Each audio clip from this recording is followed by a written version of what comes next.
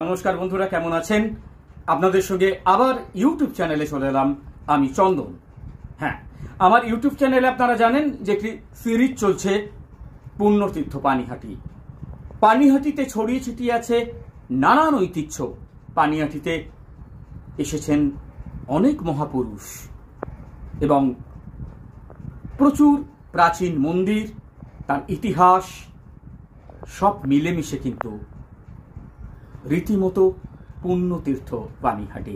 দূর দূরান্ত থেকে মানুষ আসেন, দর্শনার্থী আসেন এই পানিহাটি। তার কয়েকদিনের কিছুদিনের মধ্যেই অনুষ্ঠিত হবে দণ্ড মহোৎসব। আর আজকে আপনাদের কাছে যে পর্বটি নিয়ে এসেছি, এক একটি পর্বে এক একটি বিষয় নিয়ে আপনাদের কাছে আমি আসব। আজকে যে পর্বটি নিয়ে এসেছি সেটি ফেরিঘাট, পানিহাটি ফেরিঘাট। দণ্ড মহোৎসব তলার একেবারে বাঁ দিক থেকে তাকালেই পানিহাটি ফেরিঘাট, যেখান দিয়ে প্রত্যেক দিন হাজার হাজার মানুষ এই পানিহাটি থেকে হুগলি কোন্নগরে যাতায়াত করেন। কি তার ইতিহাস! একটা সময় কিন্তু এই এখন যে লঞ্চ ঘাট, যে ফেরিঘাট আমরা দেখি, সেই ফেরিঘাট ছিল না। তাহলে কি তার ইতিহাস? আসুন আমরা শুনে নিই। হ্যাঁ, যে কথা আপনাদের বলছিলাম, কোন্নগর পানিহাটি ফেরিঘাটের উদ্বোধন হয় কিন্তু আজ থেকে 7 বছর আগে। তখন এই জলযানটির নাম দেওয়া হয়েছিল আমাদের সৃষ্টি। নিশ্চয়ই নাম শুনে বুঝতে পারছেন যে নামের মধ্যেই একটা ইঙ্গিত লুকিয়ে আছে, নামের মধ্যে একটা মাদকতা লুকিয়ে আছে। কেন এমন একটা নাম দেওয়া হলো? এত নাম থাকতে আমাদের সৃষ্টি? নিশ্চয়ই মনে প্রশ্ন জাগছে। আর সেই ইতিহাসই যারা জানেন না তাদের কাছে তুলে ধরার জন্য আমার এই প্রচেষ্টা। সেই সময় ভদ্রেশ্বরের তেলেনিপাড়ায় অস্থায়ী জেটি ভেঙে অন্তত 24 জন মারা গিয়েছিলেন। বেঘোরে সলিল সমাধি হয়েছিল। এরপরই রাজ্যের বিভিন্ন ঘাটের পরিকাঠামো ঢেলে সাজাতে উদ্যোগী হয় রাজ্য সরকার। হুগলির কোন্নগর থেকে উত্তর 24 পরগনার পানিহাটির মাঝে ফেরিঘাটের কর্মীরা অবশ্য তার ঢের আগেই যাত্রী সুরক্ষা ব্যবস্থা নিতে শুরু করে দিয়েছিলেন। বছর দুয়েক আগে তারা লঞ্চ তৈরির কাজে হাত দেন এবং সেই ঘটনাটাও কিন্তু আজ থেকে 7 বছর আগের ঘটনার কথা বলছি। ঘাটকর্মীদের দাবি, নিজেদের বেতন বাদ দিয়ে লাভের বাড়তি অঙ্ক বাঁচিয়েই এই কাজ করেছেন তাঁরা। খরচ হয়েছিল 47 লক্ষ টাকা। হ্যাঁ, নিশ্চয়ই অবাক হচ্ছেন। যারা এই কাজটি করেছিলেন, এই কাজের সঙ্গে যারা যুক্ত, তারা নিজেদের গাঁটের পয়সা দিয়ে 47 লক্ষ টাকা খরচ করে এই জলযানটি তৈরি করেছিলেন। কয়েক বছর আগে রাজ্য সরকার এই ফেরিঘাটে একটি লঞ্চ দিয়েছে। গঙ্গাসাগর মেলার জন্য কিছুদিনের জন্য সেটি তুলেও নেওয়া হয়েছিল। ভুটভুটি একেবারে তুলে দেওয়ার পরিকল্পনাও ছিল। তখন একটি লঞ্চের প্রয়োজনীয়তা সবাই বোধ করেন।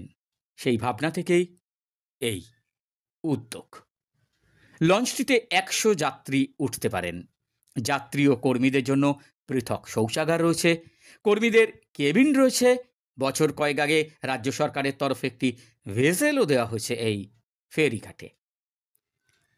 এর আগে এই ফেরিঘাট পরিচালনার দায়িত্ব ছিল একটি সমবায় সমিতি, কিন্তু ঘাট পরিচালনা নিয়ে বিস্তর গোলমাল শুরু হয়। তারপরে কর্মীরাই ঘাট পরিচালনার দায়িত্ব নেন। পরিকাঠামো ঢেলে সাজানো শুরু হয়।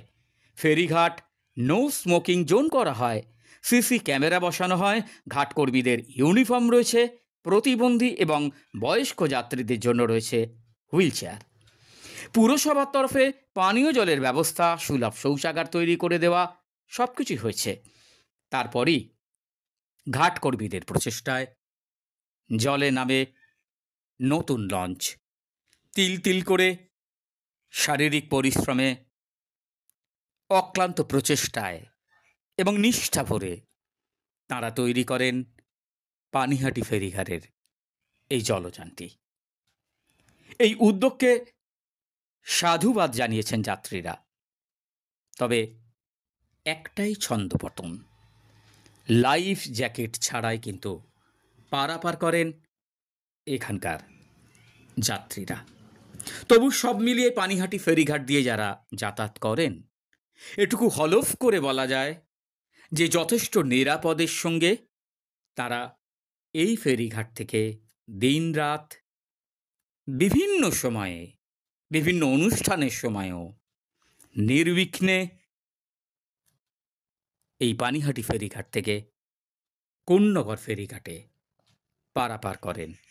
এবং এর সম্পূর্ণ কৃতিত্ব যদি দিতে হয়, এর সম্পূর্ণ কৃতিত্ব কিন্তু যারা এই কাজের সঙ্গে যুক্ত, এই ঘাটের সঙ্গে যারা যুক্ত, তাদেরকে দিতে হয়। কারণ তারা উদ্যোগ না নিলে আজকে এর ফলাফল কি হতো সেটা কিন্তু বিবেচ্য।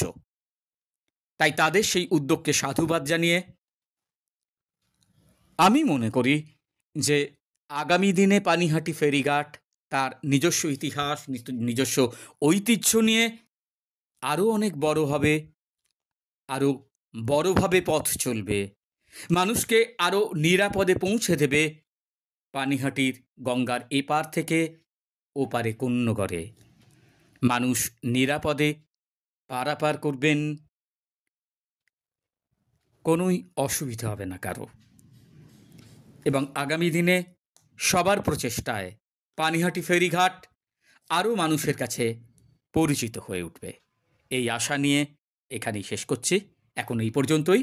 আপনারা থাকুন আমার সঙ্গে, পরের প্রতিবেদন নিয়ে অবশ্যই আসব।